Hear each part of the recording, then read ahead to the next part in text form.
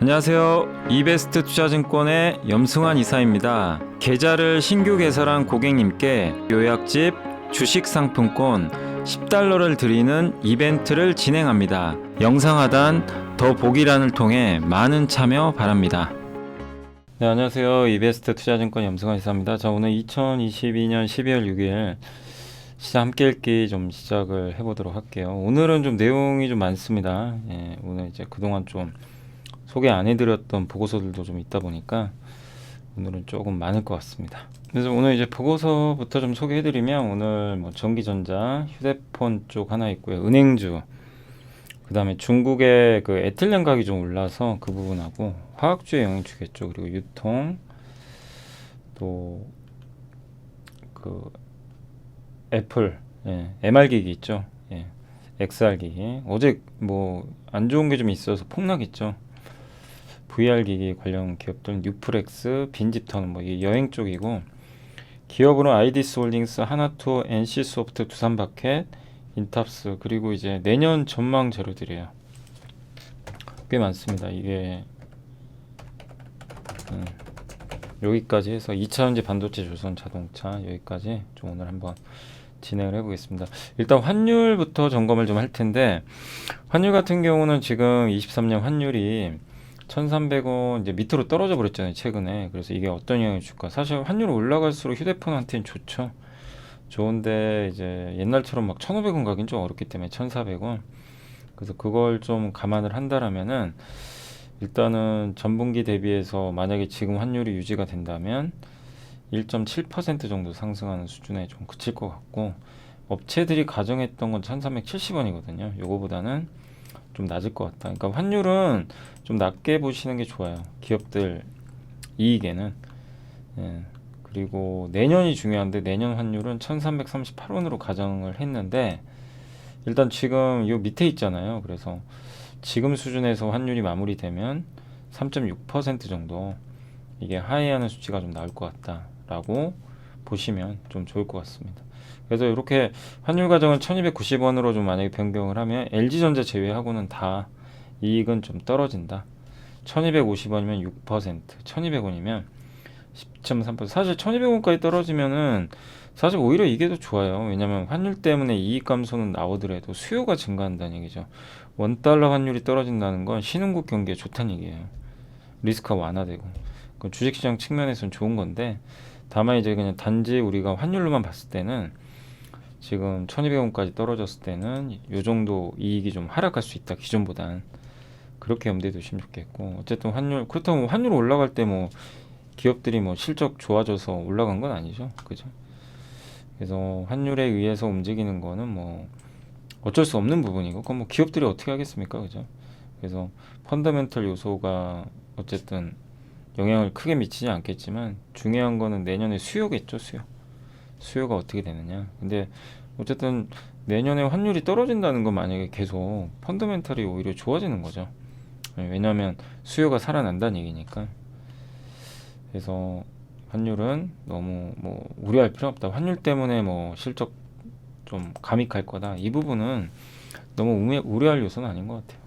다만 LG전자는 영향이 없다고 합니다. 가전 IT 쪽에서 LG전자는 환율 영향이 좀 제한적이다 라고 봐주시면 되겠습니다. 그래서 오늘 LG전자는 뭐 다른 업체에 비해서 굉장히 좀 양호하게 주가가 움직임이 나오는 것 같아요. 그리고 요새 은행주가 되게 강하죠. 그 이유는 SK에서 이제 보고서가 나왔는데 세 가지입니다.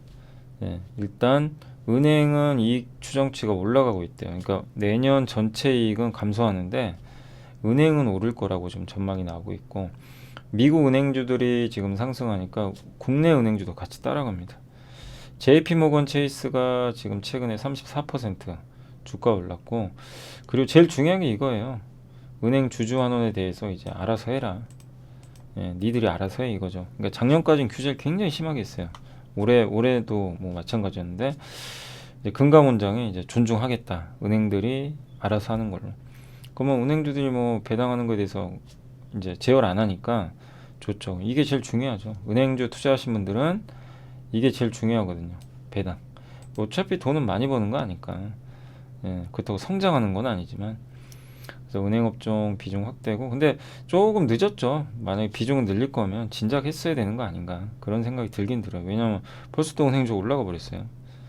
그죠? 그래서 아마 많은 분들이 그때 한참 빠질 때 또 투자할 걸 아마 이런 생각도 하셨을 거고, 좀 또 빨리 하신 분도 계시죠. 은행주 급락 전에. 그럼 그런 분들은 괜히 빨리 했네 이런 생각 하시겠지만, 뭐 그걸 어떻게 알겠습니까? 그죠? 예. 그렇지만 지금 또 최근에 올라왔으니까 지금 뒤늦게 쫓아가시는 것보다는 일단 보유 관점이나 좀 관망하시는 게 좋겠고, 어쨌든 이제 선택은 배당 받을 거냐, 뭐 수익 나신 분들은, 그러니까 내가 손실이면 당연히 배당 받는 게 낫죠. 근데 이제 수익이 나신 분들은 배당이냐 수익 확정이냐 이거를 좀 고민을 해보시는 게 좋겠습니다. 아무튼 지금 은행주들은 이렇게 이익 추정치가 올라가는데 우리나라 전체 기업들의 이익 추정치는 낮아지고 있죠. 그게 좀 차이는 좀 벌어지고 있다 보시고, 폴리에틸렌은 석유화학의 기초 소재입니다. 이게 올라가면 롯데케미칼 같은 기업들의 실적이 좋아지는데, 그냥 우리 비닐 같은 거예요. 저 폴리에틸렌이 고밀도, 저게 농업용 필름 포장지에 쓰이는데 이게 요즘에 좀 올라가고 있대요. 그래서 이게 그 상반기에 1633달러였다가 많이 떨어졌어요. 하반기에 1379까지 떨어졌는데 최근에 올라갑니다. 왜? 제로 코로나에서 위드 코로나로 좀 바뀌고 있다 보니까 구매 수요가 조금 늘어나는 거는 같아요. 다만 이게 아직 구매에 적극적이진 않은 거죠. 예, 그래서 어쨌든 언제든지 변화는 좀 가능하겠지만, 아무튼 좀 잘 지켜보자. 그러니까 나쁠 건 없는 것 같아요. 이게 올해 지금 보시면 이렇게 좀 많이 쭉 빠졌다가 10월부터 급격하게 낮아졌다가 이제 위드 코로나 이제 얘기 나오면서 뭔가 이제 바닥에서 좀 탈출하려는 모습들은 나오니까, 그러니까 더 나쁠 건 없지 않나 하는 생각이 좀 들어요. 화학주도 제 개인적으로 좀 최악은 지나가고 있다, 이렇게 좀 생각은 하고 있습니다. 유통주는 면세점이 좋다는 얘기예요. 하나증권의 서현중. 아침에 이제 3프로에서 이 얘기 좀 잠깐 했는데, 박종대 연구님 아시죠? 우리밀로 가셔가지고, 예, 거기 그 서버가 다운됐다 뭐 이런 얘기도 있더라고요. 예, 하도 검색을 많이 하셔가지고 많은 분들이. 근데 아무튼 그 백화점 대형마트 시장은 좀 부진한데, 근데 오늘 그런 게 있었어요. 오늘 이마트가 급등했는데, 원래 이제 이마트나 이런 대형마트가 주말에 2주에 한 번씩은 쉬어야 되잖아요. 근데 그거를 지자체한테 그냥 알아서 맡긴대요. 그래서 쉬는 건 맞아요. 똑같은데 주중에 쉬어도 상관이 없다고 합니다. 이제 주중으로 아마 그렇게 바꿀 건가 봐요. 그럼 주중에 쉬면 이마트나 이런 대형마트는 좋죠. 왜냐면 주말 매출이 훨씬 많으니까. 그래서 오늘 좀 급등했다 이렇게 보시면 되겠고, 아무튼 이제 그걸 떠나서 백화점 대형마트는 성장은 하는데 내년에 저성장이고요. 편의점도 성장하는데 뭐 올해 이미 주가 많이 올라갔죠. 그래서 상대적으로 내년에 좀 좋아지는 거는 면세점 아니냐. 예. 그래서 좋아질 채널 면세점밖에 없다. 특히 위드 코로나 때문에 중국 사람도 올 수도 있고 한국도 나갈 수 있고, 예. 그러면 이제 결국 면세점을 들리니까 결국 외국인들이 많이 들어오고요. 한국 사람이 외국에 많이 나갈수록 좋은 거죠, 뭐 면세점은. 예. 그래서 호텔신라와 신세계를 제시했고, 다만 이제 저도 개인적으로는 호텔신라 지금 8만 원 이제 넘어섰잖아요, 한번. 싸진 않습니다. 예. PER이 23배나 돼요. PBR도 4.4배로 평균값 이상이고, 그래서 주가 싸진 않기 때문에 좀 추격보다는 좀 관망하는 전략이 좀 필요할 것 같고, 반면에 신세계는 너무 싸죠. PER이 뭐 6배인가? 근데 이제 신세계는 또 면세점보다는 이제 백화점도 있다 보니까 좀 할인을 받는 것 같습니다. 네, 아무튼 뭐 이런 내년에 면세점 좋은 거는 또 지금 최근에 반영됐으니까, 그 당부드리고 싶은 거는 항상 그렇지만 올라가고 나서 뒤늦게 쫓아가지 마세요. 그게 좋습니다. 예. 그리고 다소 좀 비싸지고 있다는 거 염두에 두시고, 애플 MR이 그거죠. 혼합현실 기계, 그러니까 AR, VR 기계 있죠. 여기 가상현실 기계. 요게 이제 어제 무슨 뉴스가 나왔냐면, 원래 상반기에 3월인가 나온다고 했는데 애플 기기가 하반기로 연기될 수 있다고 고밍치란 대만의 애널리스트가 언급을 했더라고요. 그래서 어제 막 폭락해버렸죠. 예, LG 이노텍, 서닝, 뉴프렉스 이런 기업들이 최근에 좀 올랐었거든요. 근데 이제 급락했고, 그리고 여기 삼성에서는 조사를 해보니까 상반기에 양산을 할 것 같대요. 근데 최소한 한 개 분기 인상은 지연될 수도 있다. 이런 내용이고, 근데 많은 사람들의 기대처럼 AR, VR 기기는 정체된 디바이스 시장에 대안은 맞아요. 저도 분명히 어느 시점에서는 대중화 될 거라고 생각은 해요. 근데 아직은 시간 걸리죠. 왜냐하면 이 디스플레이도 그렇고 카메라도 그렇고 이 최적화된 제품을 만들어줘야 되거든요. 근데 그게 바로 되는 건 아니에요. 그래서 시간은 좀 더 걸린다. 예, 그러니까 기기는 계속 나오겠지만 대중성 있는 제품 나오려면 좀 더 시간이 좀 걸릴 것 같습니다. 그래서 지금 정도 뭐 내년에 애플이 내놓는다고 해서 당장 뭐 대박이 나거나 엄청 많이 나갈 계기는 아니고요. 완성도죠, 완성도. 그러니까 이제 여기 삼성증권 의견은 뭐냐면 제대로 된 제품 보고 투자해도 늦지 않다. 요 내용이에요. 올레도스 디스플레이, 새로운 디스플레이죠. 그래픽 카드, 반도체 이런 게 새로운 게 들어가야 되거든요. 가벼워야 되고. 근데 이게 내년에 해결되긴 좀 어려운 사안이라고 합니다. 그래서 투자들은 내년에 좋으니까 미리 들어가신 분도 계실 거고, 몇 년 후를 보고 장기 투자하신 분도 계실 거고, 이러겠지만, 아무튼 변동성은 지금처럼 계속 나올 수밖에 없어요. 그리고 어떤 제품이 나오면 기대감으로 또 올랐다가 또 실망해서 또 빠지고, 이게 좀 반복이 되겠죠. 그리고 우리 폴더블 폰도 봤잖아요. 처음 나온 폴더블 폰은 정말 반응이 안 좋았잖아요. 그러니까 애플이 내놓는다고 해서 무조건 뭐 100% 완벽한 건 아니고요. 예. 그러나 이제 매년 내놓으면서 진화하겠죠. 또 삼성도 뛰어들 거고.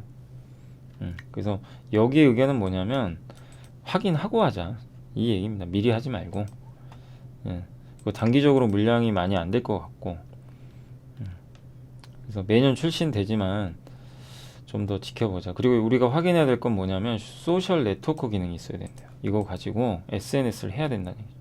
인터넷 피처폰 스마트폰 확산에는 서로 간에 이제 네트워크 했던 거죠. 예, 스마트폰 가지고 우리 뭐 카톡도 하고 그러면서 게임도 하고 그죠? 서로 주고받으면서. 그러니까 MR 기기 가지고도 서로 네트워크 나 혼자가 아니라요. 서로 간에 이제 교류할 수 있는 네트워크 인터넷망 통해서 그게 들어가야 되고 가상의 가상 모니터 이건 실제로 이제 제공하고 있습니다. 메타 플랫폼의 마이크로소프트나 이런 것들이. 그리고 애플은 얼마나 현실적이고 높은 가상 공간을 제공하느냐 이것도 지켜봐야 되겠습니다.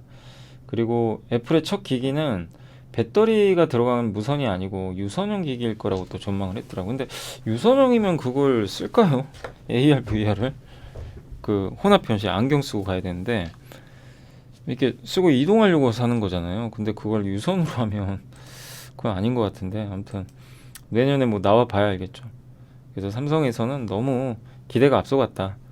좀 요즘에 삼성증권 좀 톤이 어떠냐면 애플 아이폰도 투자 아이디어에선 그렇게 좋진 않다. 너무나 많은 사람들이 이제 알고 있기 때문에 잘 팔리는 거.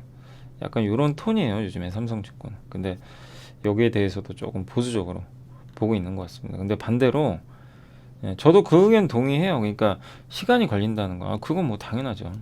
어떻게 뭐 내년에 완벽한 제품이 나오겠습니까? 근데 저는 이제 개인적으로 그러니까 주가 부진은 좀 당분간 어쩔 수 없죠. 없는데 시간도 많이 걸릴 거고 다만 이 시장이 열릴 거는 같아요. 예, 분명히 이걸로 또 수요를 만들겠죠. 또 관련 생태계도 조성될 거고.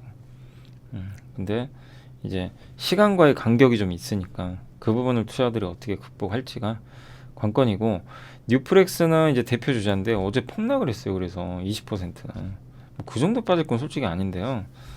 근데 일단 첫 번째가 너무 많이 올랐어요. 단기간에. 그죠? 예, 많이 그래서 항상 그렇지만 어떤 아이디어를 보고 투자하시는 건 좋은데 너무 오르면 조심하셔야 돼요. 이게 100% 실현될지 아니면 간격이 있는지 이런 걸 봐야 되고 조그만 악재 나오면요 어제처럼 폭락해 버립니다. 이게 늦게 출시한다 그러니까. 그래서 그런 부분은 항상 염두에 두시고 제일 안 좋은 거는 내가 투자를 못했는데 올라갔을 때 나중에 삭는 거죠. 그런 거는 꼭 조심하시고 다만 이제 뉴프렉스에 대해서 메리츠의 양승수 연구원님은 여전히 긍정적인 의견인 게 애플향 공급 가능성 거의 없다고 계속 주장을 했었고 주로 삼성향이죠. 삼성 벤더 쪽이고 그다음에 메타 플랫폼 있죠. 페이스북, 오큘러스 기기가 있잖아요. 그게 제일 많이 팔렸죠. 거기에 납품하고 있거든요. 근데 그런 회사기 때문에 뭐 애플 쪽에까지 납품하기는 좀 쉽지 않다. 이렇게 보고 있고 오큘러스는 이제 올해 그 퀘스트 3라 그래서 세 번째 버전이 나올 거예요. 그래서 대중적인 모델로 나올 텐데 요건 좀 기대를 하고 있는 것 같습니다. 시장이 예상하는 시점이 10월인데 좀 6월로 좀 여기선 보고 있는 것 같아요. 그러니까 요것도 뉴프렉스 투자하신 분들은 기억을 해 놓으셔야 될 게 애플보다 애플에 납품은 아직 안 하거든요. 어디다 납품해요? 여기 이 퀘스트 메타에서만 페이스북에서 만든 퀘스트란 제품에 FPCB 있죠, 카메라용, 그걸 납품하는 회사예요. 그럼 그게 언제 출시되는지를 알아야죠. 내년 빠르면 6월인데 10월도 될 수도 있고, 그래서 내년에 메타 플랫폼에서 나오는 기계가 언제 나오는지 이게 좀 가장 중요할 것 같습니다. 그리고 우리나라 고객사의 XR기 이게 삼성 같고요. 삼성은 아마 24년도 출시할 텐데 만약 삼성이 출시하면 뉴프렉스가 들어갈 확률이 높습니다. 예. 그리고 애플이 MR 헤드셋 출시 늦춘다는 언급은 없었고요. 또 애플이 공식적으로 VR 기기 한다는 얘기도 없었고 그냥 추측이 좀 난무하는 것 같아요. 그래서 이 메리츠에서는 그래도 애플이 제 계획대로 내년 상반기 출시하지 않을까 이렇게 좀 낙관적으로 아직은 보고 있고 너무 주가 하락 좀 과도했다. 예. 그러니까 VR, AR 시장에 대한 약간 실망이 있었죠. 애플이 한다 그랬다가 늦춰버리니까. 근데 애플은 어떤 얘기도 안 했어요. 뭐 상반기에 하니 하반기에 하니 시장만 막 이랬다 저랬다 하는 거죠. 근데 저는 뉴프렉스를 비롯해서 뭐 많은 AR, VR 관련주가 있고 애플에 납품을 할지 안 할지 모르지만 중요한 거는 어제 주가 급락했잖아요. 근데 애플에 납품을 안 하더라도 주가 급락하는 게 사실은 어떻게 보면은 그게 그 이상하다 이렇게 볼 필요는 없고, 그러니까 애플 때문에 빠졌는데 뉴프렉스는 애플 공급 안 하죠. 그러니까 의아할 수도 있어요. 근데 시장 어떻게 해석하냐면 애플이 이걸 뛰어드니까 커진다고 본 거예요. 그래서 뉴프렉스도 올라간 거예요. 그 메타 플랫폼에서 만든 그 기기 있죠. 퀘스트 프로2 이번에 나왔던 좀 비싼 거. 이거는 잘 안 팔렸죠. 자, 이게 뉴프렉스 차트인데 한번 보시면 그 애플 기대감이 있었어요. 실제 보면 주가 보세요. 많이 올랐죠. 그래서 그때도 한번 저도 한번 말씀을 드렸죠. 좀 많이 올라가는 것 같다고. 예, 근데 오를 때는 더더욱 조심은 하셔야 되고요. 항상. 이거 얼마 전에 이렇게 폭락했었어요. 다시 다 올라갔습니다. 이런 걸 투자하기는 쉽진 않아요. 근데 이제 가장 좋은 거는 기대감 없어서 폭락할 때 좀 투자를 했다가 기대감 붙어서 올라갈 때 분할로 조금씩 정리하는 거죠. 이런 거거든요. 근데 지금 기대감 또 없어졌죠. 급락하니까. 예, 그러니까 그런 걸 적절히 활용하시면 되고 무작정 장기 투자는 하지 마세요. 왜냐하면 AR, VR기가 내년에 언제 나올지도 모르고 애플도 불확실하고 내년 또 퀘스트가 나올 텐데 그게 얼마만큼 팔릴지도 모르는 거거든요. 그리고 저는 된다고 봐요. AR, VR 기기 시장은. 근데 언제 대중화 될지는 그거는 뭐 누구도 알 수는 없어요. 그리고 그걸 만들기 위한 생태계가 조성되려면 우리나라 디스플레이나 카메라나 반도체 이런 성능들이 훨씬 더 좋아져야 돼요. AR, VR 기기는 스마트폰보다 훨씬 비싸고요. 고사양 그 제품들이 탑재될 수밖에 없어요. 근데 그 과정이 쉽진 않거든요. 근데 그런 걸 확인해야 되니까 예, 이런 변동성은 앞으로도 굉장히 크게 나올 수 있습니다. 근데 이제 왜 한번 차트를 보여드리냐면 애플 기대감으로 오른 건 사실이거든요. 그죠? 그러니까 애플의 납품에서가 아니라 애플이 출시하면 이 시장 커지는 거 아니야? 그죠? 그래서 이제 올라갔던 거죠. 근데 그게 이제 지금 약간 꺾였어요. 그래서 당분간은 조금 조정받을 수 있고 이게 선익 시스템도 디스플레이 쪽이죠. 또 가장 우리 예전에 한번 그 내부자 거래 때문에 한번 이제 봤던 게 APS 홀딩스 기억나시죠?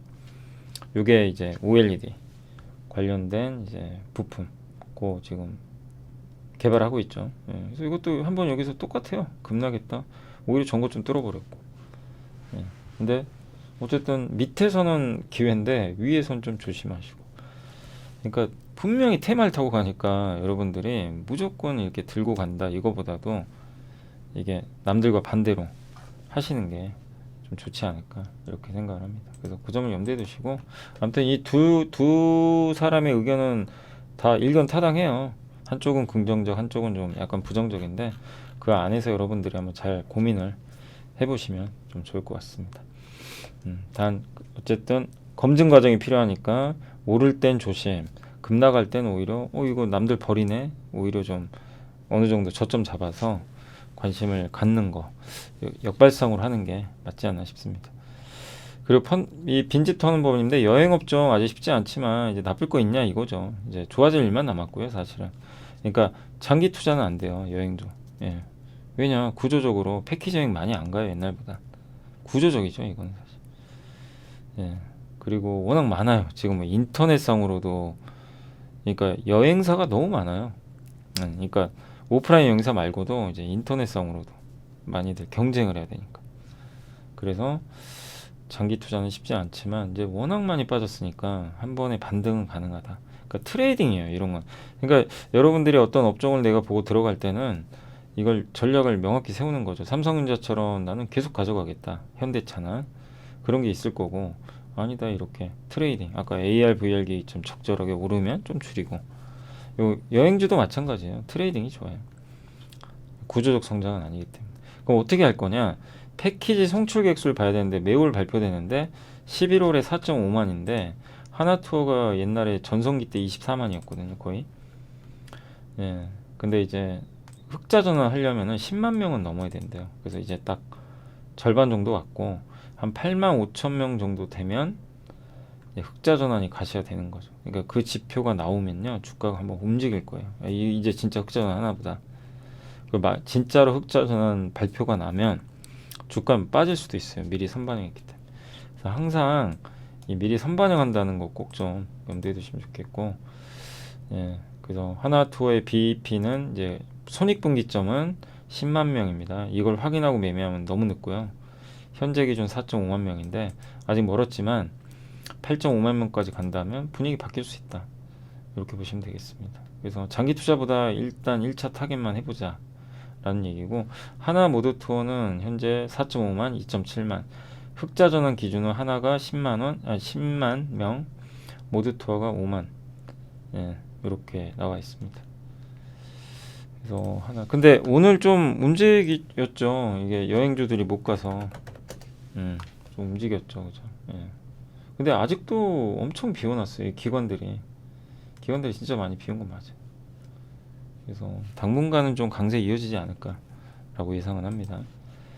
근데 뭐 너무 쫓아갈 상황은 아니고요. 예. 근데 여기서 뭐 잠깐 오르고 말만한 건 아닌 것 같아요. 조금씩은 더. 근데 막상 흑자 전환 이제 한다는 얘기가 나오면 그때는 주가가 오히려 빠질 수도 있어요, 미리 올라서. 아이디스 홀딩스는 이제 지주회사인데, 아이디스라는 CCTV 제조사가 있고요. 좀 생소하실 수 있어요. 코텍 아시죠? 카지노형 모니터 이거 갖고 있고, 빅솔론 아시죠? 그 가맹점 가면은 포스 단말기 있죠. 우리 신용카드 주면 그리고, 예, 그렇게 해서 그 단말기 제조사고, IDP는 카드 있죠.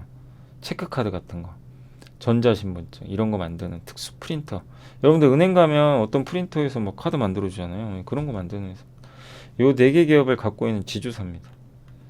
그래서 굉장히 알짜 기업 중에 하나고, 이거 대신 만들어주는 비중이 41%. CCTV 있죠. 아이디스가 제일 크거든요. 그래서 CCTV 만드는 이제 아이디스 사업 비중이 좀 큰 편이고, 무인경비 시장 커지니까 S1 중심으로 물량 늘어나고 있고. 아무튼 인공지능을 또 붙여놨어요. 이 아이디스의 장점이 인공지능 CCTV 개발해가지고요, 아마존에도 예전에 납품한 걸로 알고 있어요. 아마존 고 있죠, 무인 시스템. 거기서 그 인공지능 CCTV가 감시한다는 표현이 좀 그런데, 사람들 동선을 파악하죠. 저 사람 뭐 사나, 어떤 거 담았나 다 체크하고, 그죠? 그런 건데, 예, 이제 그런 CCTV 만들거든요. 그리고 중국의 하이크비전이 경쟁사인데, 이거 규제 이슈가 좀 있어요. 미국에서는 이 회사 규제합니다. 잘 안 쓰려고 그러죠. 그리고 반도체 칩이 부족해서 많이 못 만들었는데, 이것도 완화되니까 이제 생산 늘어날 거고. 그리고 주력 전방 산업은 이제 유통도 있고요, 국방도 있고. 유통은 이제 아까 아마존 거 같은 거, 국방 건설사, 그리고 주택도 있죠. 주택 부분. 주택은 이제 집 같은데 거기도 시스템이 다 달려 있잖아요, 요즘에. 거기다 국방이라든가 이런 것들은 이제 중국산 제품을 배제해야 되니까 제품 공급 늘어날 것 같고, 또 카카오티 주차라고 있는데, 카카오 모빌리티에서 하는 거죠. 주차 과정을요 원스톱으로 지원해 준대요. 인공지능 CCTV를 이용해가지고 어두운 환경에서도 99%의 정확도로 차량 번호를 인식하고요, 스마트하게 이제 주차를 유도하는, 주차면과 통로를 하나의 카메라로 동시에 감시해서 요 라인을 따라가라는 거죠. 예. 그래서 카카오 모빌리티는 전국 1000곳 이상의 주차장에서 이 서비스를 제공하고 있다고 합니다. 근데 여기에 그 아이디스에 이게 CCTV가 들어가는 거죠. 인공지능. 코텍 리오프닝 수혜, 빅솔론 소형 프린터 시장 성장 수혜, 3분기 매출 2배 증가, 그리고 연결 영업이익은 무려 386% 올해 예상입니다. 증가할 걸로 예상하는데 PBR은 0.3배밖에 안 됩니다. 그래서 굉장히 좀 저평가돼 있어요. 아이디스 홀딩스가. 예. 주가가 굉장히 좀, 그러니까 사람들이 관심 없는 기업이죠. 대표적으로 아이디스는 관심 없어요, 사람들. 예. 근데 올해 어쨌든 실적 좋을 것 같고 작년보다 올해 훨씬 좋습니다. PBR도 그렇게 높진 않고요. PBR이 0.3배밖에 안 돼요, 지금. 여기 예상으로. 이제 0.3배로 상당히 좀 저평가돼. 여긴 0.5배로 돼 있는데 여기 그 김경민 연구원님이 쓴 자료에는 0.3배로 나와 있더라고. 0.3배면 여기거든요, 최바닥. 그래서 주가는 좀 상당히 저평가돼 있다라고 말씀을 좀 드리겠습니다. 그리고 이 회사 같은 경우는 그 예전에 그 내부자가 매수도 일부 했던 걸로 제가 알고 있거든요. 예전에 한번 이렇게 전자공시 보다 보니까 김영달 씨 맞아요. 이분이 여름에 8월 달에 좀 샀어요. 주식 한번 열어보시면 될 겁니다. 이 임원 주요 주주 내부자 매매죠. 여기서 일부 좀 매수가 들어온 걸로 제가 기억이 납니다. 여기 17,000주 매수가 들어와. 여기 장내 매수 보이시죠? 13,000원대에 이 김영달 17,000주를 샀어요. 13,000원대 17,000주를 여기 사내이사 김영달 씨가 좀 매수를 많이 해놨습니다. 지금 주가보다 더 비싸게 샀어요. 지금 12,500원. 그죠? 네. 여기서 아마 샀던 것 같아요. 물렸다가 좀 다시 올라왔는데. 그래서 이런 이제 내용 좀 있으니까 참고해 주시면 되겠고, 빅솔론 주요 제품은 포스 프린터, 그다음 모바일 프린터, 라벨 프린터, 요새 무인기 있죠. 거기 나오는 영수증 그것도 있고, IDP는 카드, 학생증, 도서관 카드, 사원증 이런 거 다 만들어줍니다. 빅솔론 매출, IDP 매출. 그러니까 주력 자회사들의 실적이 꾸준하게 좋아지는 것도 장점입니다. 그래서 이렇게 좀 모멘텀들은 충분히 있는데 주가가 좀 많이 못 갔던 것 같아요. 그리고 한 580억 정도 순부채 좀 갖고 있습니다. 아니 순현금 580억. 이 시총이 1200억인데 절반 정도가 순현금 상태예요. 그래서 단 거래 적고 좀 중소형주 아주 작은 기업이니까 그 점은 염두해 두시면 좋겠습니다. 아무튼 뭐 괜찮죠, 지주사 치고는. 예, 내용 괜찮고요.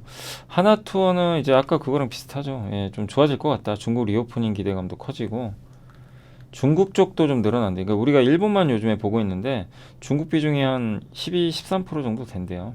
그럼 중국이 내년에 살아나면 일본도 좋지만 중국 쪽에서도 모멘텀이 기대된다. 그래서 조정시마다 비중 확대 의견을 좀 줬고요. 예.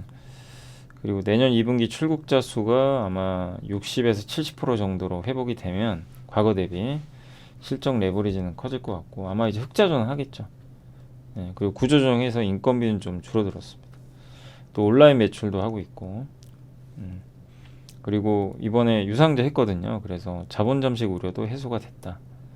그래서 이제는 조금 회복에 염두를 둘 여행주 시점이 아니냐, 뭐 그런 내용입니다.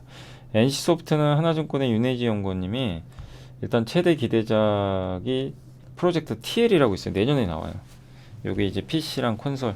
뭐 NC가 제일 잘 만드는 게 MMORPG라고 많은 유저들이 참여해서 자기 캐릭터 키워서 막 싸우는 거 있죠. 그게 이제 MMORPG고 레벨 막 키우는 시스템이에요. 그걸 연내 출시하려고 했는데 서구권 출시 전략이 어쨌든 이제 유통망을 형성한 다음에 가는 거라서 좀 일정이 차질된 것 같고, 예. 게임 개발은 이제 거의 다 돼간 것 같고요. 예. 완성도는 높다고 평가를 해줬고, 예. 그리고 과금 강도는 이제는 너무 과금을 세게 하면 욕먹죠. 예. 그래서 조금 과금 강도는 낮을 것 같고요. 그리고 아마존의 뉴 월드, 스마일게이트의 로스트 아크, 여기가 초기에 동접자 수가 100만 명을 넘었었거든요.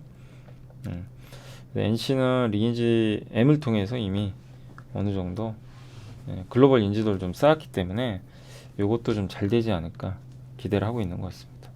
그리고 TL이란 게임을 제외하고는 NC가 이 MMORPG 있죠. 이게 대세니까 이것만 거의 만들었거든요. 지금의 리니지도 마찬가지고.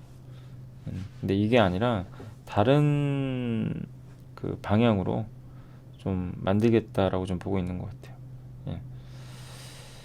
그래서 그런 점들 좀 염두에 두시고, 뭐 여기 대전 액션 게임도 있고 뭐 퍼즐 게임도 있고요. 예. 기존의 아무튼 MMORPG 방식에서 많이 탈출하고 있다 보시고, 예. 그래서 각각의 리니지, 그러니까 리니지 사업부하고 리니지가 아닌 사업부가 나눴나 봐요. 그래서 개별 리더를 주고 이제 개발을 진행하고 있다고 하는데, 현금도 많고 장르도 다양하고 플랫폼 다변화도 이제 이번에 좀 성공할지 계속 체크를 해야 되겠습니다. 게임즈에 대해서는 기대감들이 워낙 낮아서, 예, 내년 2분기 정도에 신작 게임 나온다면 그래도 뭐 나쁘진 않겠죠. 예. 자, 그리고 두산바켓이 최근에 좀 많이 빠졌는데 KB에서 정동영 연구원님이 목표 주가는 올렸습니다. 이게 옛날에 두산 에너빌리티 있죠. 두산 중공업이 그 계약을 맺은 게 있어요. 증권사들하고. 그래서 증권사들이 987만 주 갖고 있었는데 이번에 500만 주가 좀 이제 블록들로 매각이 됐고요. 금액이 꽤 컸죠. 할인폭이 10%를 넘어섰고 또 잔여 물량이 아직 남아 있어요. 근데 한 번 정도는 더 나올 것 같아요. 근데 3개월 보호해서 걸었으니까 지금 당장 안 나옵니다. 근데 저 물량이 나올 거면 빨리 나오는 게 나아요. 더 이상 없죠, 그럼. 그래서 이번이 좀 마지막 물량 좀 남아 있다 보시면 되겠고, 실적은 뭐 좋습니다. 예. 영업이익도 크게 좀 증가할 걸로 보여지고요. 또 요즘에 미국 쪽이 좋죠. 이쪽 인프라 쪽에 북미와 유럽에서 견조하게 수요도 있고, 그래서 실적은 좋은데 수급으로 망가진 거예요.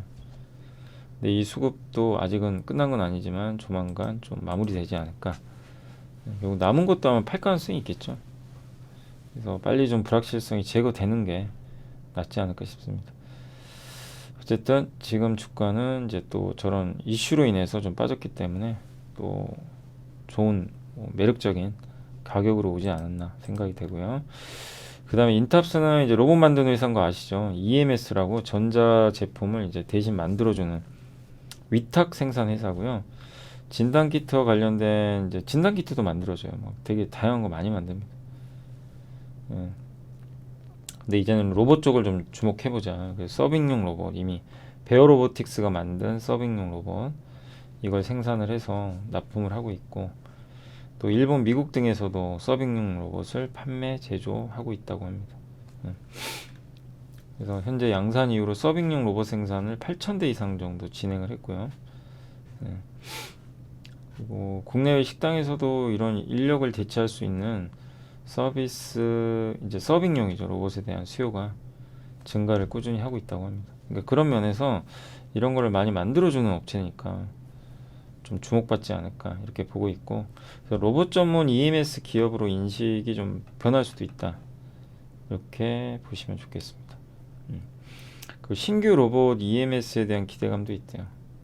신규로 만드는 자율주행 배달과 관련된 로봇 생산이 가능할 수도 있고요. 그러니까 이제 서빙용에서 로봇이 자율주행으로 배달까지 해준, 이걸로도 좀 넘어갈 수 있다 이렇게 보고 있습니다. 그래서 이걸 해봤던 경험이 있으니까 앞으로 이렇게 로봇 시대가 계속 열리게 되면 인탑스는 꾸준하게 좀 성장할 수 있는 그런 기업이 아닐까라고 보셔도 좋을 것 같습니다. 그 주가도 인탑스가 뭐 비싼 편은 아니죠, 사실은. 예, 여기서 이제 박스권인데 아주 비싼 편은 아니에요. 돈은 일단 잘 벌어요. 꾸준하게 돈은 좀 벌고 있고, 그리고 잠시만요. 이게 올해 지금 3분기까지 이익을 꽤 많이 냈습니다. 그래서 올해 3분기까지 꽤 냈고, 현재 올해 예상 순이익은 1,000억 정도. PER 4배, PBR 0.8배 정도 주가는 저평가 돼 있는 것 같습니다. 여기가 0.7배가 좀 중간 정도 되는 것 같고요. PER 기준으로는 거의 바닥까지 왔고, 일단 지금 주가는 뭐 비싸다고 하기는 좀 애매하죠. 예. 근데 분명히 이제 PER 6, 7배면 뭐 싸다고 봐야 되겠죠.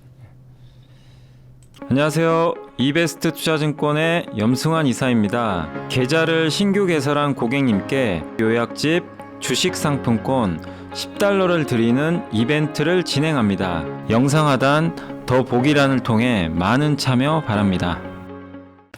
자, 그리고 이제 지난주에 나왔던 이제 그 지난주하고 지지난주죠. 예, 그때 나왔던 주요 보고서들 좀 요약을 해드릴게요. 그래서 전지의 전지를 보는 이야기, 이제 내년도 전망이고, 이제 유안타 증권의 이한나 연구원이 이제 유안타로 가셨더라고요. 근데 이제 보고서 나왔는데, 지구 온난화 1.5도 제한하려면 글로벌 광물 수요가 이제 6배 이상 증가해야 되고요. 2040년까지. 그래서 근데 이 광물을 중국이 장악하니까 미국이 이거 도저히 안 되겠다. 예. 석유 시대에는 오펙이 중심이었죠. 사우디 중심. 근데 이제 앞으로는 어제도 기사 보여드렸지만 리튬과 니켈이거든요. 이게 제일 중요한데 이걸 중국이 좀 장악하면 미국 입장에서 어떻겠어요. 그래서 이제 늦기 전에 하자 이거죠. 다분히 정치적인 계산이 다 깔려 있는 거예요. 그래서 중국에서 만든 거 하지 말고 미국과 FTA 맺거나 미국에 공장 지어라. 이 내용입니다. 그래야 보조금 준다. 이러고 유럽도 지금 그와 비슷한 법안을 내놓을 것 같아요. 유럽 내에 만들라는 얘기죠. 근데 우리나라는 좀 긍정적인 게 유럽하고 미국하고 다 FTA 체결이 돼 있어요. 이런 점은 긍정적입니다. 미국 보조금 규모 추정인데 LG엔솔이 만약에 보조금, 미국에서 배터리 또 생산 보조금 받는데 LG엔솔이 최대 2.2조 정도 받을 것 같고요. 환율 1250원 기준. SK온은 4천억 정도 받을 걸로 예상을 하고 있습니다. 인건비나 전기료 등 비용은 한국보다 크게 증가하기 때문에 이게 보조금을 받아도요, 이 정도를 뽑아낼 수 있을지 몰라요. 너무 비싸요, 이 운영비가. 그래서 어쨌든 그렇지만 안 만들 수는 없어요. 미국에 만들어야 보조금 받습니다. 세제 혜택도 받으니까. 근데 기왕이면 세제 혜택 받으면 좋은 거죠. 이건 좀 긍정적으로 바라보는 게 맞지 않나 싶고, 미국에서 국내 배터리 3사 말고는 제대로 공급을 해줄 수 있는 업체가 없어요. 중국은 못 들어가기 때문에. 그래서 양극재 기업들도 북미에 공장을 지을 수밖에 없고, 포스코 케미칼은 이제 캐나다에 진출하겠다 그랬죠. 그리고 에코프로비엠은 캐나다 쪽에 공장 부지 확정했고, LNF는 아직은 그 공장 진출 허가가 안 났습니다. 근데 허가 내주겠죠, 결국엔. 또 LG엔솔은 LG화학과 함께 배터리 생태계를 이제 구축하려고 하고 있고, 그래서 LG화학이 많이 갔잖아요. 이 배터리 생태계를 구축을 하고 있으니까 LG그룹에 앞장서서.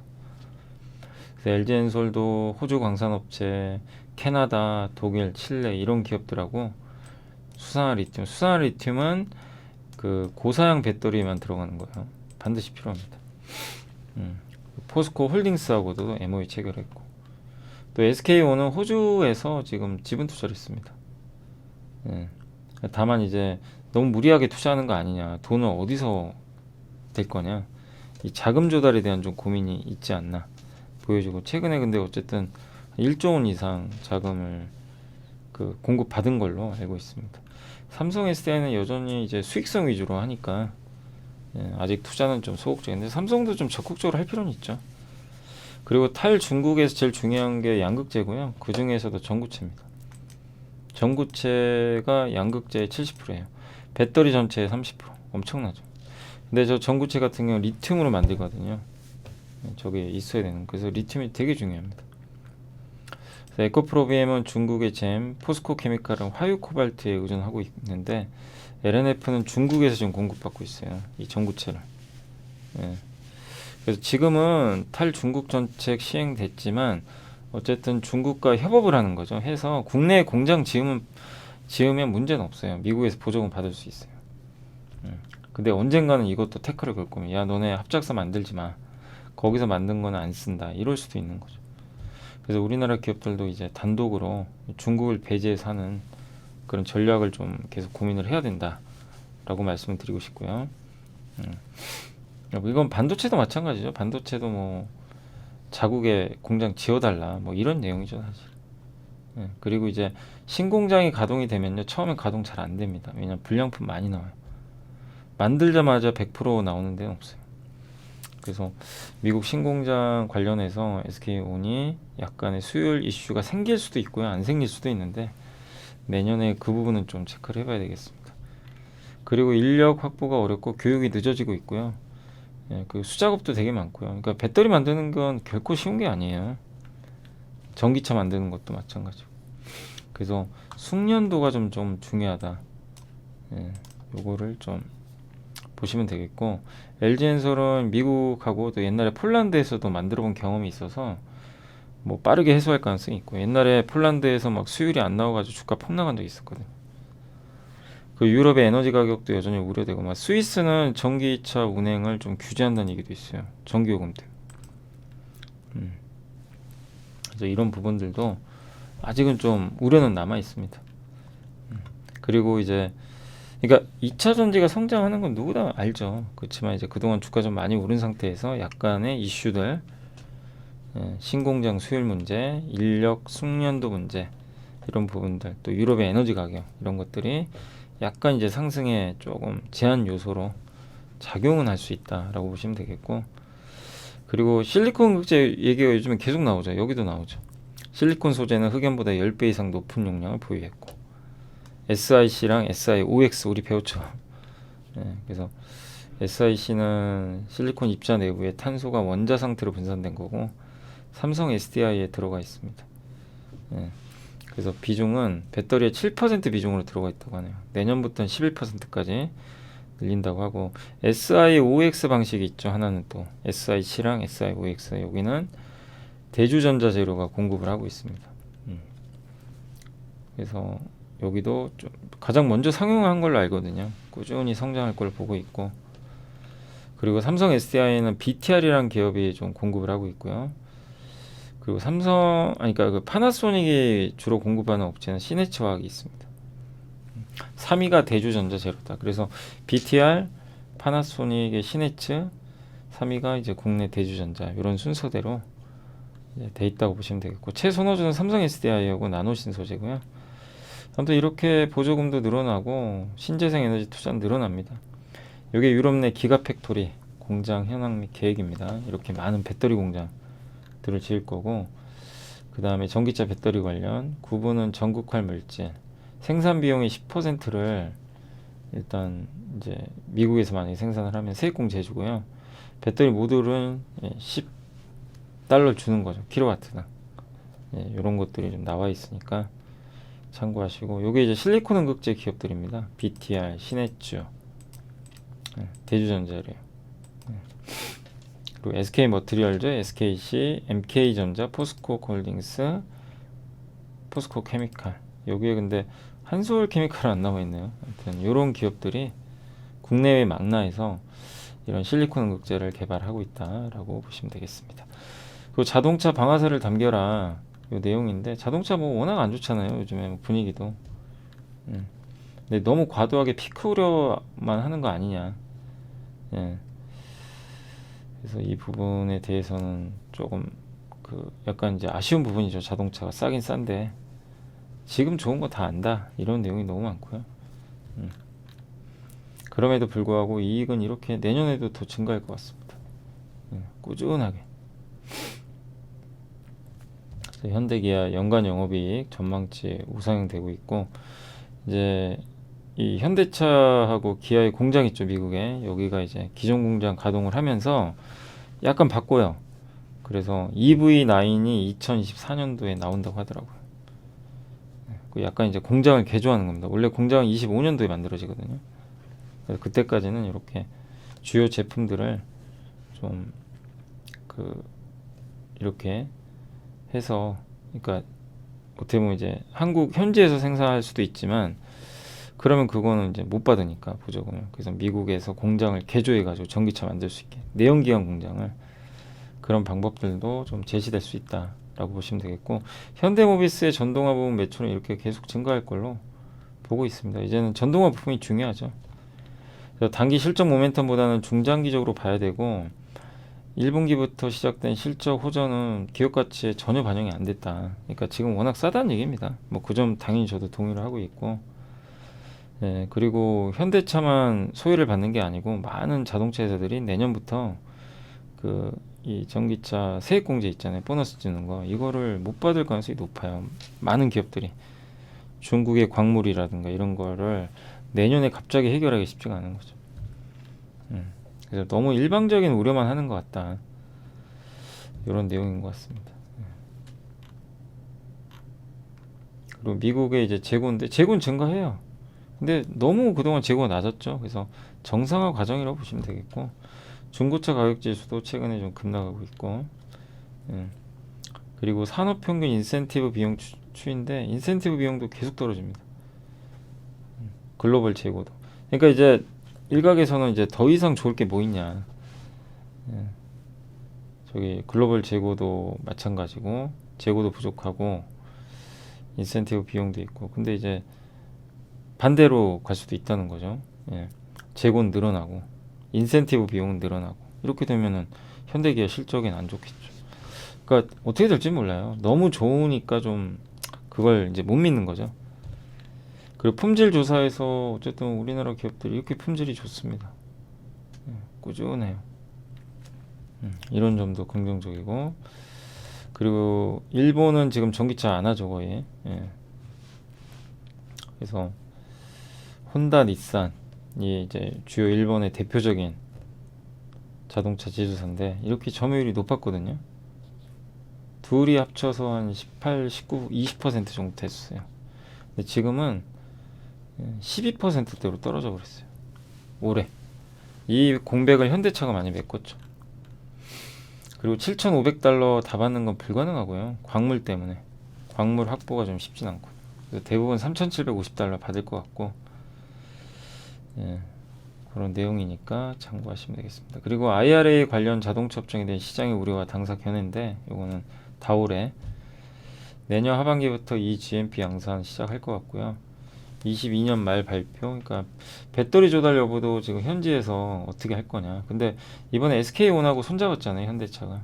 그러니까 이 부분은 좀 해소가 돼간다 라고 보시면 되겠습니다.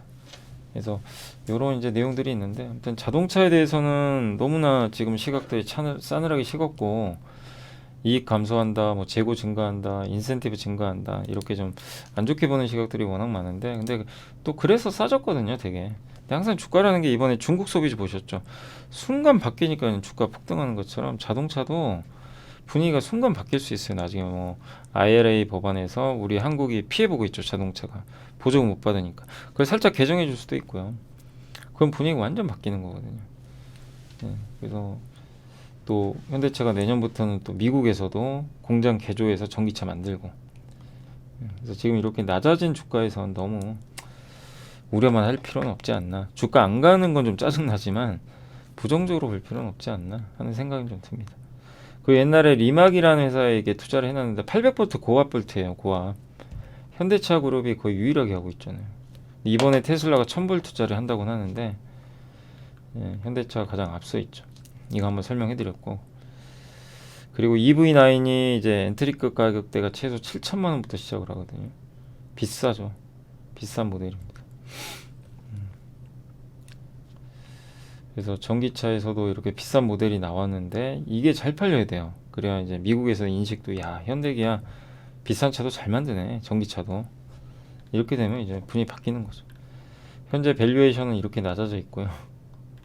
네, 그래서 일단 내년 부품업체에 대한 밸류에이션 멀티플 결정 요소는 하드웨어 통합이고요. 어쨌든 이제 전동화 시스템 이런 것들이 좀 중요할 것 같다, 이런 내용이고, 또 미국 알라바마 지역의 전동화 투자가 결정이 됐잖아요. 그래서 여기에 이제 들어가는 배터리 팩, 모듈 뭐 이런 것들을 다 공급할 가능성이 높아졌고, 한운도 거기 히트펌프라고 있거든요. 예, 이런 것들을 이제 공급을 할 것 같고, 예. 그래서 모비스하고 한운 시스템에 대해서는 그 유증 연구원님은 좋게 보셨고, 아무튼 이게 애널리스트마다 다 의견은 엇갈립니다. 근데 유증 연구원은 완성차 나쁘지는 않다. 예, 또 내년에 이런 다양한 이슈들이 있으니까 또 법이 좀 개정되면 더 좋고요. 그리고 무엇보다 주가 싸고 단 시장이 인정을 안 해줍니다. 그래서 좀 답답하지 않나 하는 좀 생각이 듭니다. 그래서 아무튼 이 두 개의 기업을 좋게 봤고, 그리고 ADAS 같은 경우 만도 SL 이런 쪽을 좀 꼽아 줬다라고 보시면 되겠습니다. 그 조선주 피크아웃 노래에 대해서, 조선주 요새 안 가죠. 막 피크아웃 뭐 좋아도 피크아웃, 좋으면 피크아웃, 또 수주 안 좋으면 안 좋다고 뭐라고 하죠. 아주 그냥 힘들어요 이런 거 보면. 그래서 수주 잔고 감안시 일단 어쨌든 지금은 해운 업종 공급이 늘 수 있는 위치는 아니고요. 조선사들이 만들고 싶다고 해서 만드는 게 아니라 이 배 만드는 공간이 다 찼어요. 그래서 이제 선별해서 수주하는 거죠. 그리고 업황이 예상보다 좋았고요.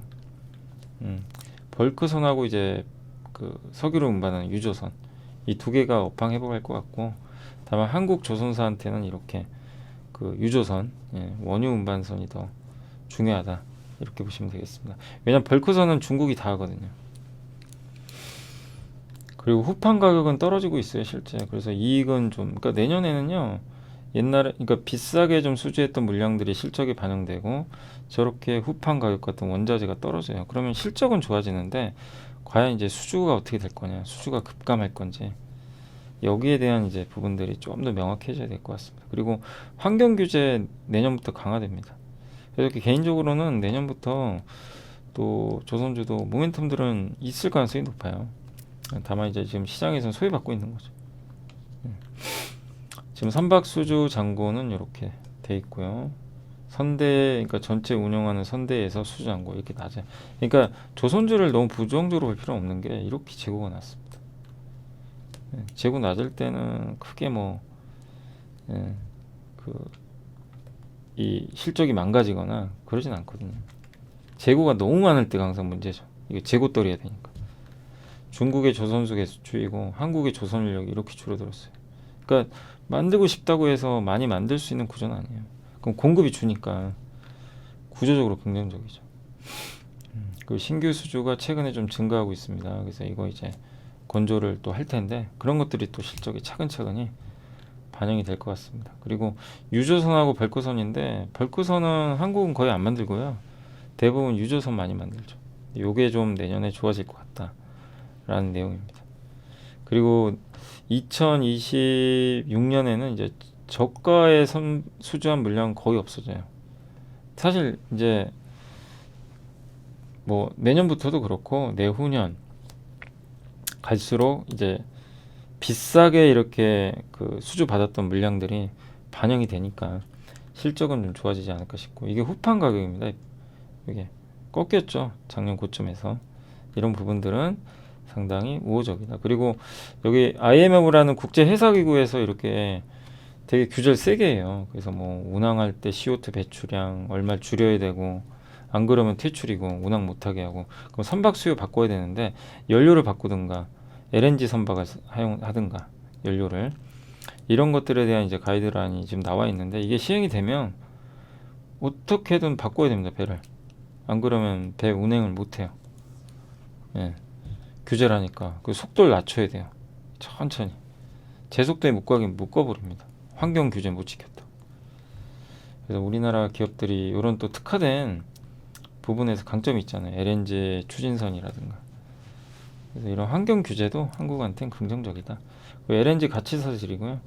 뭐 LNG 시장 이제 시작이에요, 사실. 이제 시작한 지 얼마 안 됐죠. 내년에도 LNG 시장에 대해서는 계속 관심을 가질 필요는 있고, 다만 이제 올해 좀 많이 올랐었고, 또 조선사들이 최근에 수주가 좀 부진하고 내년엔 줄 거라는 얘기가 자꾸 나오니까 그 의혹을 좀 해소할 때까지는 좀 기간 조정 필요하다. 다만 업종을 나쁘게 볼 필요는 없는 거죠. 공급도 제한적이고 환경 규제 수혜고, 이런 부분들에 대해서 고민하시면 좋겠습니다. 아무튼 너무 막 조선주도 요즘에 안 좋은데 부정적으로까지 볼 필요는 없는 것 같습니다. 시간은 좀 걸린다는 거 염두에 두시고, 그 다음에 이제 전력기기는 삼성증권의 한영수연구원인데 전 세계 에너지 투자의 41%가 전력 관련 투자고요. 여기 보면 현대일렉트릭 보이시죠? 이렇게 수주가 늘어납니다. 특히 중동 쪽. 그래서 주가 많이 올라갔어요. 두산바켓은 또 과도한 저평가래요. 이번에 그것 때문에 많이 빠졌죠. 두산바켓은. 그래서 여기 보면 뭐 렌털, 유틸리티 뭐 이런 것들이 정말 다양하죠. 주택부터 시작해가지고 그러니까 두산밖에서는 하나만 하는 게 아니에요. 많은 사람들이 미국의 주택만 하는 걸로 생각하지만 그건 아니라는 거죠. 다양하게. 근데 블록딜 때문에 빠졌지만 여전히 미국 인프라 투자에 수혜가 예상된다라는 내용이니까 참고해 주시면 좋을 것 같습니다. 자, 이제 계속해서 그 23년 IT 전망 이거 삼성증권의 좀 황민성, 이종욱, 유영근 연구원님 쓰신 거고 반도체 업황은 좀 어렵지만 투자할 이유는 좀 충분하다. 아무튼 뭐 좋진 않죠. 지금 모바일도 안 좋고 23년 재고는 줄지 않을 것 같고 또 하드웨어 경제도 둔화되고 그러니까 지난 10년간 스마트폰 중심으로 질주를 했는데 이제 더 이상 성장이 좀 어렵잖아요. 예, 그러니까 이 침투율이 너무 높아서 그래요. 이제 언젠간 전기차도 저렇게 돼요. 전기차도 이제 언젠가는 그 저런 시기가 올 거고 아직은 좀 먼 얘기지만 그렇지만 이제 페이스북, 아마존, 마이크로소프트, 구글 성장이 크다고 보시는 분은 없죠 이제는. 예. 우리 한국의 네이버, 카카오도 이제 비슷한 거죠. 돈은 잘 버는데 이게 성장률이 점점 둔화되니까 주가가 이제 좀 힘들어하는 거죠. 그리고 미국의 이제 중국 현재 예상보다 센데 하지만 이제 시작이다. 예. 반도체에서는 이제 중국에 대한 견제는 엄청 심해질 거고 결국 거기서 살아남으려면 기술이 있어야 돼요. 그러니까 우리나라 기업들도 좀 잘해야 되는 건 삼성이 지금 저번에도 말씀드렸지만 인텔이 뒤에서 쫓아온단 말이에요. 그리고 앞에 TSMC가 있으니까 그걸 염두에 두고 앞서 나가야 됩니다. 인텔이 절대 못 쫓아오게. 그래서 지금 GAA 방식으로 잘하고 있고 전력 효율도 좋고 그래서 여기서 그 TSMC가 못 쫓아오게만큼 수요를 빨리 올려주면 좋은 거죠. 결국 기술 싸움이고 그런 면에서 삼성이 잘하고 있는 것 같아요. EUV도 가장 앞서 있잖아요. 메모리 쪽에서도 돈도 많고 하니까 결국 그런 기업들이 지금은 뭐 아직은 뚜렷하게 안 보이죠. 지금 뭐 당장 눈에 띄는 건 아니지만 몇 년 후에는 그런 부분들이 또 그 경쟁력으로 작용할 것 같고 그런 부분으로 본다면 중국은 뭐 쫓아오는 게 불가능합니다. 예, 장비가 없기 때문에. 그러니까 반도체를요 이렇게 만들 수는 있어요. 뭐 실험실에서 개발하고 설계하고. 근데 결국 양산은 해야 돼요. 양산. 한 개 만드는 게 아니라 반도체를 뭐 수십만 개, 수억 개 찍어내야 되는데 그거를 하려면 양산할 수 있는 장비가 반드시 있어야 됩니다. 장비 없으면 못 만드는 거예요. 근데 그거를 못하게 막아버린 거죠, 미국. 예. 그래서 한국 입장에서는 뭐 다행스러운 일이죠. 어떻게 보면 그 부분은. 예. 그리고 여기 몇 개 기업 우리 지난주에 기억나세요? 이제 함께 배우기 시간에 HPSP, 고압수소 어닐링 장비, 파크 시스템즈, 원자현미경, 넥스티는 계측 장비 이 3대 장으로 제가 한번 소개해드렸죠. 그만큼 다른 기업보다 비싸요. 네, 그래서 한번 설명해드렸고 이 한미는 왜 안 넣냐면 한미는 후공정이에요. 전공정이 아니에요. 그러니까 이 앞에 있는 세 개는 이제 전공정이라서 우리 전공정을 한 거고 이제 후공정 할 때는 한미반도체가 들어갑니다.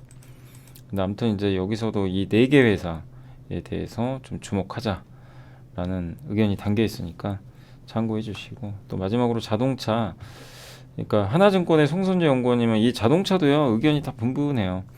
삼성증권의 이문영 연구원님은 부품보단 여전히 완성차 좋게 보고 있고 또 하나증권의 송선재 연구원님은 자동차보다도 부품주가 좀 나은 것 같다 이런 내용이고 메리츠의 그 누구시죠? 갑자기 이름이 그 김준성 애널리스트는 자동차를 안 좋게 봐요 그냥. 예, 전체적으로는 좀 좋지 않게 보고 있고 보수적으로. 그러니까 각각의 시각이 다 다른데 아무튼 하나증권의 송선재 연구원님은 부품주 괜찮다. 왜냐면 자동차 생산은 일단 증가할 거고 그죠? 그리고 수요는 좀 부정적인 영향이 불가피하게 할 것 같아요. 왜냐 금리 올라가고 할부금 증가하니까.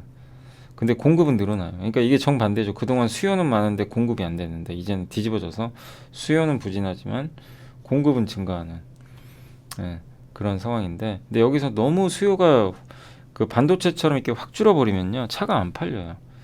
그래서 부품한테도 안 좋은데 그게 아니고 공급은 증가하는데 부품 그러니까 수요가 감소하는 속도는 느려요 되게. 그렇기 때문에 수요가 완전히 뭐 급격히 빠지는 건 아니니까요. 그래서 부품주한테는 괜찮다. 대기 수요 여전히 많고 이게 소진되려면 시간 많이 걸리겠죠. 인센티브 올라가기 때문에 이건 뭐 완성차한테 안 좋고요. 반면에 부품사들은 인센티브랑 크게 상관이 없죠. 그리고 완성차 재고 축적, 완성차가 지금 재고가 여전히 엄청 적습니다. 그래서 이거를 재고를 쌓으려고 하겠죠. 예, 주요 비용 하락하고 원재료 물류 비용은 아니 이거는 하락이 아니죠. 예, 상승이 아니고 이제 하락하겠죠. 예, 원재료나 물류 비용은 떨어지게 돼 있습니다.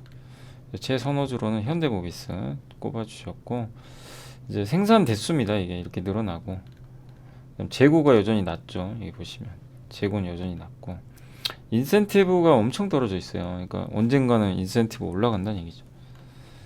부품주를 조금 좋게 보셨고 현대모비스만도 다 좀 긍정적으로 보고 있고 역시 그 송선재 연구원님이 DN 오토모티브 올해 계속 언급을 해주셨잖아요. 근데 이것도 실적 워낙 좋고 두산 공작기기를 갖고 있다 보니까 그런 면에서는 좀 차별화되고 SL은 좀 실적 때문에 빠졌지만 결국에 ADAS라든가 첨단 이제 그 자율주행과 관련된 여러 가지 부품들을 또 만들고 있으니까 뭐 장기적으로는 괜찮지 않을까 보고 있고 또 현대차 비중도 있지만 이제 다변화돼 있는 거죠. 또 미국 비중 높고 예. 그래서 다 각각의 장단점은 있는 것 같아요. 그래서 부품주도 뭐 내년 본다면 뭐 나쁘지 않을 것 같고 밸류도 낮고 그 다음에 완성차는 지금 많이 소외받고 있는데 완성차도 결국 좀 기다리는 구간 아닌가 버릴 게 아니라 얼마 전에 중국 소비주가 그렇게 안 좋았는데 이게 바람이 부니까 너무 급하게 올라가는 것처럼 뭐 이쪽도 마찬가지가 되지 않을까라고 말씀드리겠습니다. 그래서 요새 그 내년 전망이 되게 많이 나와요. 그래서 제가 이제 주말에도 이런 거 한번 좀 정리를 해본 건데 여러분이 다 아시는 내용일 수도 있지만 한번 이제 정리한다는 측면에서 보시면 좋겠고 아까 이제 전지의 전지를 무는 이야기도 다시 한번 보면 어쨌든 IRA 조정은 있어도 무상 가능성 없고 이대로 추진될 겁니다. 그래서 우리나라 기업들이 수혜를 받을 가능성이 높고 다만 이제 미국에 공장 지어야 되니까 비용은 엄청 들어가요. 네, 근데 안 할 수는 없습니다. 예, 그리고 각각의 리튬이나 이런 광물점 확보에 좀 열심히 하고 있고 예, 근데 삼성은 조금 삼성 SDI가 다 좋은데 뭐 돈도 잘 벌고 하는 거 좋은데 좀 아쉬운 게 너무 소극적이에요. 지금 이러다가 너무 투자를 이렇게 보수적으로 하다가는 나중에 도태될 수도 있거든요. 그러니까 삼성이 어떤 전략인지 좀 봐야 되겠지만 생태계 투자에 좀 더 적극적으로 나서야 됩니다. 그래야 이제 LG엔솔과의 갭 차이를 좀 줄일 수가 있어요. LG엔솔에 비해서 너무 지금 뒤쳐져 있잖아요. 시총 차이가. 그걸 좁히려면 좀 더 적극적인 모습이 나와야 되지 않나 이렇게 보여지고 그다음에 전구체가 제일 중요한데 요거를 어떻게 좀 처리할지 중국 의존도가 너무 높으니까 이걸 국산화해야 되는데 그 선두 주자가 에코프로의 이제 자회사죠. 예. 그래서 에코프로 그 그룹이 좀 부상하고 있는 것 같고 또 뭐 LG 같은 경우는 이제 고려 아연하고 같이 하는 거죠. 예. 그리고 이제 미국의 공장 그리고 처음에는 공장을 지어도 제대로 못 만들어요. 수율이 안 나올 겁니다. 왜냐하면 미국 사람들이 얼마만큼 숙련된지 모르니까 폴란드에서도 예전에 LG가 그런 경험이 있었고 에너지 가격도 그러니까 우리가 생각하는 것보다 엄청 막 폭발적으로 이렇게 빨리 막 생산하고 이런 것보다도 어느 정도의 속도 조절은 나올 수 있다는 거 염두에 두시면 좋겠고 그리고 유일하게 지금 이제 남아있는 성장 소재가 이제 실리콘 응급제니까 이것도 계속 업데이트하면서 어느 게 승자가 될지 모릅니다. 이 많은 것 중에서 여러분도 아시겠죠? 여기 실리콘 응급제 중에서 SIOX냐 대주전자재료 아니면 SIC, SKC냐 한솔케미칼 여기 안 들어가 있는데 한솔케미칼도 하고 있죠. 또 이녹스도 있고 몇 개 업체들이 있죠. 여기도 이녹스는 안 들어가 있네요. 근데 이녹스는 소재죠, 소재. 원료죠. 이 실리콘 응급제를 만드는 또 원료가 이제 이녹스 자회사가 만드는 거죠. 되게 많은데 그런 기업들에서 뭔가 또 스타 플레이어가 하나 나오지 않을까. 그래서 우리가 계속 해야 될 건 추적이죠. 추적을 꾸준하게 해야 될 것 같습니다. 그래서 2차전지 투자하실 때는 항상 염두에 두실 게 비싸요. 그래서 너무 오를 때 진짜 조심하셔야 되고 그냥 무턱대고 이거 좋으니까 쫓아가시면 안 되고 철저하게 눌러줄 때, 급락할 때 그럴 때를 활용하시는 게 좀 낫다 이렇게 말씀드리고 싶고 자동차는 싸니까 뭐 별로 잃을 건 없고요. 크게 뭐 나쁠 건 없는데 시간이 걸려요 그냥. 예. 왜냐하면 이제 부정적으로 보는 사람들도 많다 보니까 내년에 대해서. 다만 분명히 현대차의 기업의 그 가치는 저는 뛰어나다고 생각합니다. 전기차 만드는 거나. 근데 제도도 안 도와주고 하니까 견제도 많고 조금 시간은 걸리겠죠. 예. 그리고 어쨌든 뭔가 변화하려고는 해요. 기아 EV9도 나오고 그 다음에 현지에서 생산하려고도 하고 하니까 또 밸류가 낮잖아요. 예. 그래서 그게 나쁘게 볼 이유는 없지 않나. 조선주도 너무 피크하고 우려만 있는데 지금 주가에서 뭐 조선주를 나쁘게 볼 필요는 없는 것 같아요. 이제 와서. 예. 이미 주가도 빠졌고. 예. 그리고 내년에 수주 감소하는 건 다 이제 알려진 사실이죠. 내년에 실적은 좋아질 거고. 이렇게 아무튼 보시면 좋을 것 같습니다. 그래서 다시 한번 좀 정리는 한번 해봤고, 예. 자, 아무튼 오늘 이제 시장 한번 볼까요? 그리고 오늘 주식시장이 안 좋았죠. 오늘 뭐 별다른 이슈는 없었던 것 같은데 오늘 국내 주식시장은 조금 좋지는 않았습니다. 오늘 오후에 급락해 버렸어요. 오전에 버티다가 오전에만 해도 그 뭐죠? 여기 코스닥이 되게 잘 버티고 있었거든요. 여기 잘 버텼어요. 잘 버티다가 그냥 오후에 이게 무너져 버리더라고요. 환율 급등하고 코스피도. 그래서 2400이 또 깨져 버렸습니다. 예. 2500은 정말 힘들고 2400은 또 지지가 될 가능성 높은데 어쨌든 오늘은 좀 깨져서 시장이 또 아랫방향의 힘을 좀 받고 있는 모습이고요. 예. 계속 좀 등락을 거듭하는 것 같습니다. 그래서 지수는 어느 정도 바닥은 나왔지만 뭐 이 불안정한 형태의 좀 움직임이 계속 나오고 이럴 수밖에 없는 게요. 중국 이슈는 좀 반영된 데다가 다음 주에 FMC가 열려요. 근데 이제 요즘에 닉 티밀하우스라고 아시죠? 연준의 입으로 불리는 그 월스트리트 저널의 기자가 또 언급을 했나 봐요. 그러니까 둘 중에 하나래요.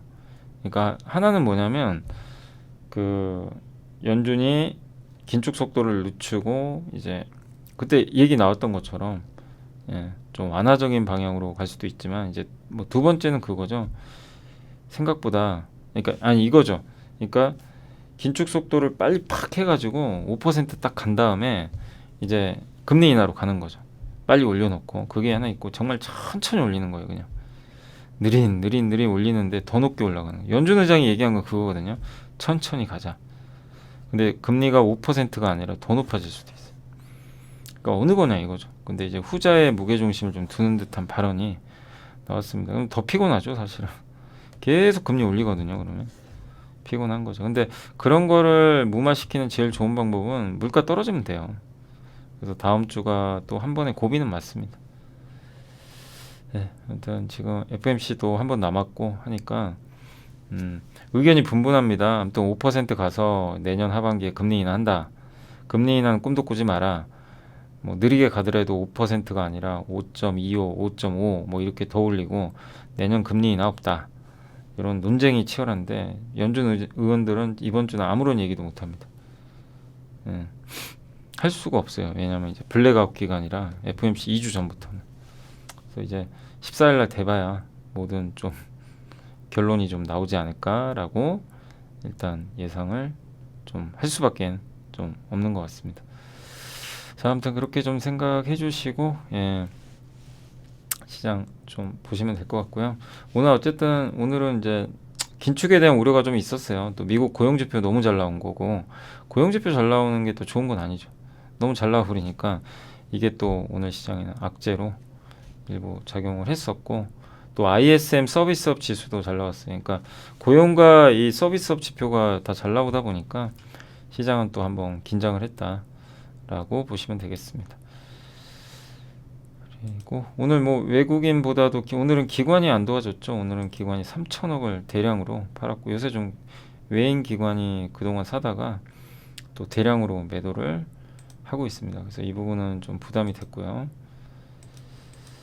그리고 오늘 업종으로는 예, 외국인들이 주식을 900억 정도 팔았는데 전기전자 위주로 팔았고요. 근데 자동차, 뭐 유통, 조선, 의약품 이런 쪽으로는 좀 일부 매수가 들어왔습니다. 철강주까지 들어왔던 것 같고요. 기관은 다 팔았죠.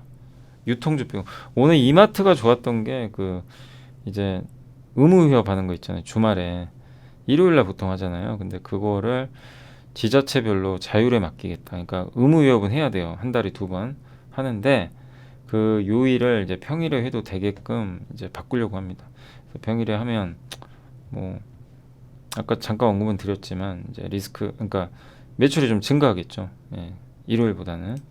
그래서 오늘 이제 이쪽으로 베팅이 들어온 거죠. 그리고 공매도 쳤던 거 환매가 들어왔겠죠. 호재가 나오니까.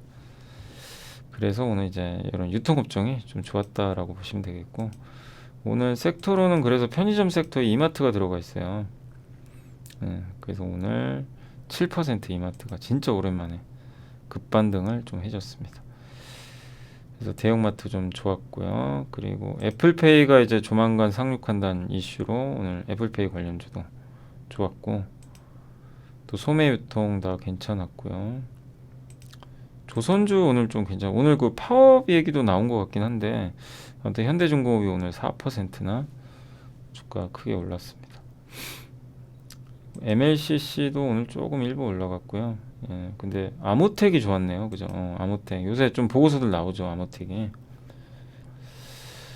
그리고 은행주도 오늘 근데 은행주는 뭐 제주은행이 올라서 그렇군요. 특별히 좋은 건 아닙니다. 제주주도 국일제주 혼자 올라갔고, 2차전지도 삼성 SDI 혼자 올라갔고요. 뭐 다 하락을 했네요. 영화 관련주도 오늘 좀 빠졌고, CJ ENM이 많이 빠졌고요. IT 대표주도 삼성전자가 오늘은 좀 안 좋았고, 반도체가 오늘 좀 좋진 않았습니다. 아이폰도 요즘에 좀 주가가 안 좋습니다. LG노텍이 계속 빠지고 있어요. 그다음에 인터플렉스 이런 쪽, 그다음 BH 이런 기업들의 주가가 오늘 좀 안 좋았던 것 같습니다.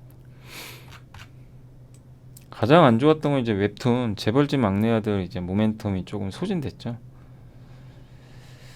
철강주도 오늘은 좀 많이 빠졌습니다. 포스코홀딩스도 이제 리튬으로 올랐는데 많이 올랐어요. 그러니까 그 추격보다는 좀 기다렸다가 기회 오거든요. 이게 기다리니까 또 내려오잖아요. 그죠? 항상 조정을 잘 이용하시는 게 좋아요. 놓쳤으면 가만히 계시면 되고, 인터넷은 어제 오르더니 오늘은 급락.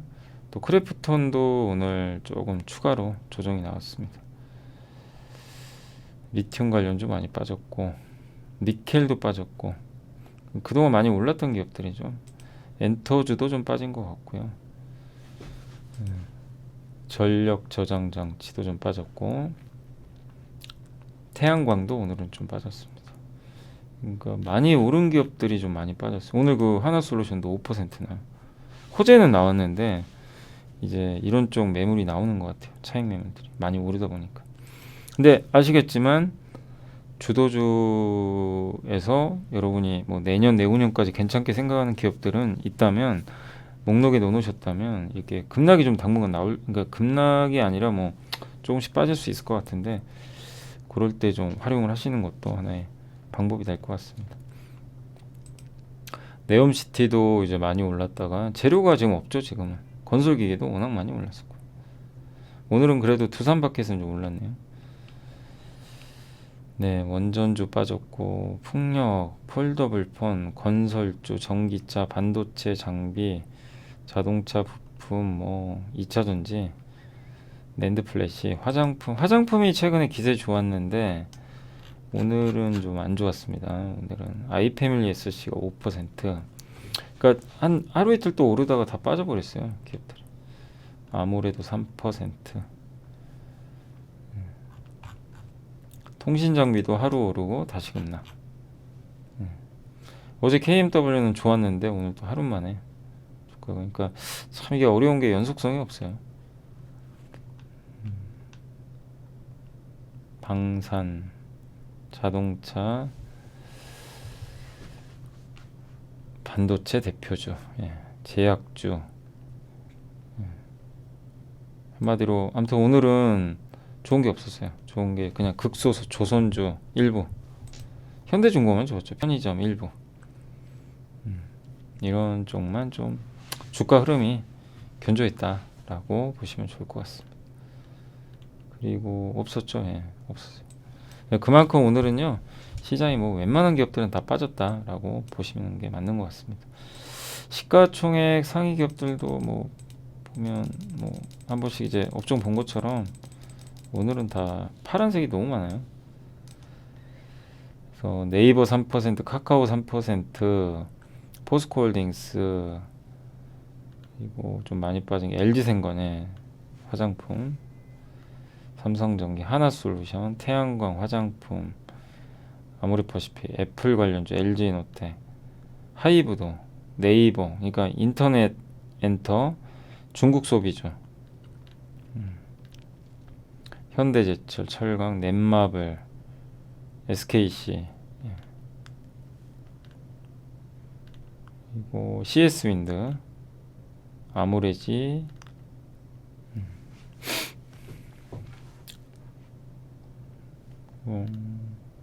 두산퓨어셀, 영원무역, 대한통운, 금양, 효성첨단소재. 그러니까 한마디로 이렇게 오늘 좀 이렇게 많이 빠진 거 보면요, 주도주들이 많이 빠졌어요. 리튬 관련주, 엔터주, 최근에 강했던 화장품주, 중국 소비주, FNF 같은 거. 그러니까 시장을 최근에 강하게 이끌었던 기업들은 오늘은, 그리고 신재생 에너지까지 대부분 좀 하락을 했다라고 보시고, 그나마 좀 재료 있었던 일부 유통주만 좀 강세를 보이면 굉장히 좀 어려웠던 장이었던 것 같습니다. 네, 그리고 오늘은 이제 공시가 하나 나온 게 있는데, 이거 DNT라고 그 2차전지 장비 있잖아요. 그 LG엔솔에 중국 쪽에 아마 공급을 하는 것 같습니다. 그래서 73억 정도고, 매출액 대비해서는 한 17% 정도 되는 금액인 것 같습니다. 근데 2개월밖에 안 돼요, 기간이. 그래서 굉장히 빠른 시간 안에 매출이 나오지 않을까 이렇게 보시면 좋겠습니다. 그래서 DNT도 꾸준하게 이제 LG그룹 대상으로 해서 이렇게 수주가 나오고 있다는 거 참고해 주시면 좀 좋을 것 같습니다.